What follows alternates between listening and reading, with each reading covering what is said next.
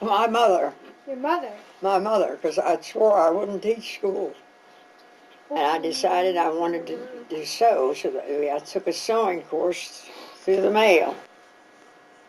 And finally, Mama said to me, why don't you go take the examination after?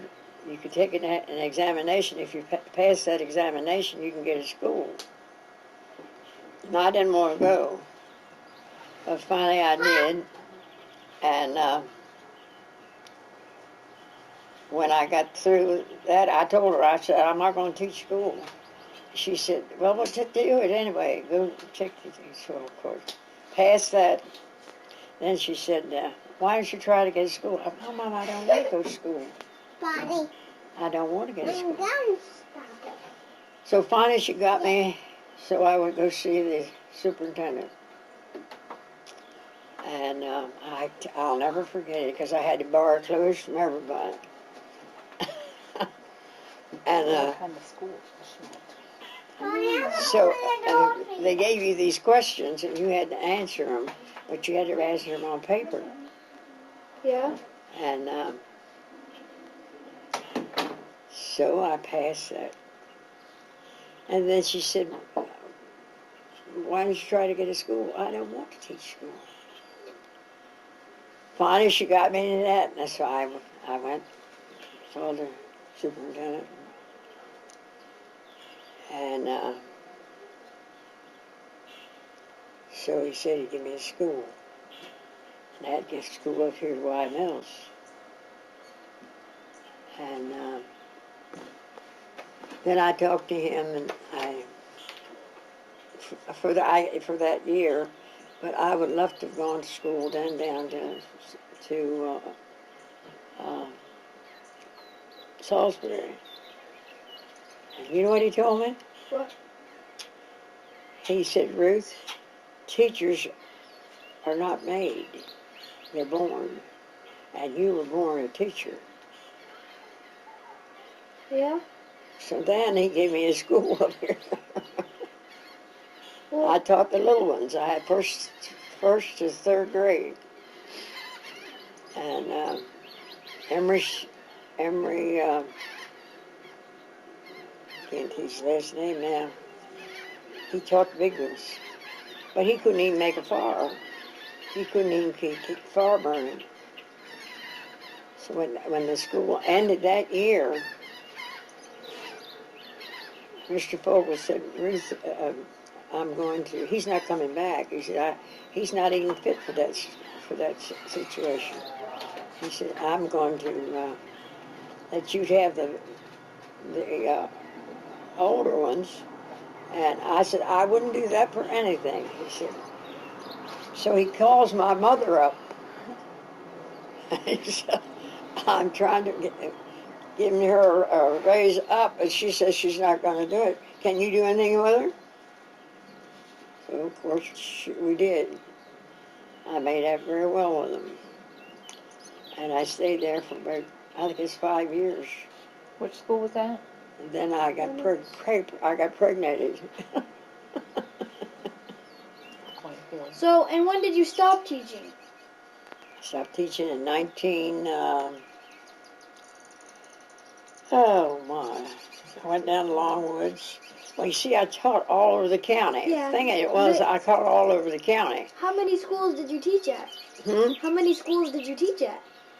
How many schools were there that you taught at? I did a lot of substitute work for about 5 years, I guess, and then I went down to Longwoods. Okay. Stayed down there for 23 years. Went for a year, stayed 23. And I cried the day they closed it because we had done a very good job with the children, and they were unhappy because it was going to be closed. Then you went to Cordova after that, right? Then I went out to Cordova to teach out there. For how many years? 1 year. Only 1 year. I could have stayed So as long as I 30 pleased. years. But I had enough. I had too much of that stuff. Well, Too much of it. how have students today changed from the students you taught? Oh my, don't answer me that question. I Well, never had answer any it. trouble with my children. I had one boy that I took the ruler on, and I had to go see his mother. And she didn't like it very much, but she said he was hard to handle. But she stopped at the school. Huh? Go ahead. She stopped at the school, and she told me, she said, I'll tell you, you got him straightened out. He did a pretty good job. But let me tell you something. I had to go to summer school. I had to take any kind of courses. And I had to go to bed at night about 3 o'clock in the morning.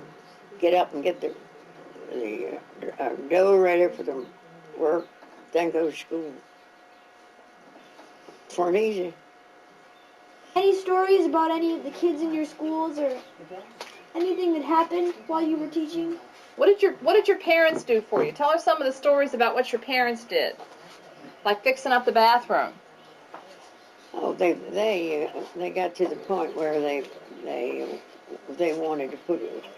First of all, you didn't have a bathroom when you went down there. No, not for a long time. And they decided they were going to see if they couldn't ask Mr. Who was the superintendent then? I can't remember now, but nevertheless, they asked if they could fix the kitchen up so we could have we'd have cooked meals. Sometimes the parents would cook them, and sometimes I'd have it. I'd pick it before I went to school, and then I'd put it on the stove. So we did that, and then the parents, I didn't have any trouble with them. They liked me, and I liked them. What do you remember most about teaching? I remember it most because I loved the children, and I loved my work, and it didn't bother me a bit. Sometimes I'd get a problem, and I have to go to Mr. Stevens, to the superintendent, and I hadn't had much trouble. Well, if you had to go back and do it all over again, what would you do different? Not a thing. You wouldn't get any more education? Huh? You wouldn't go to school and get more education? I had to go. I had to go every summer. How much money did you get paid? I have no idea. I didn't get paid much money for teaching school.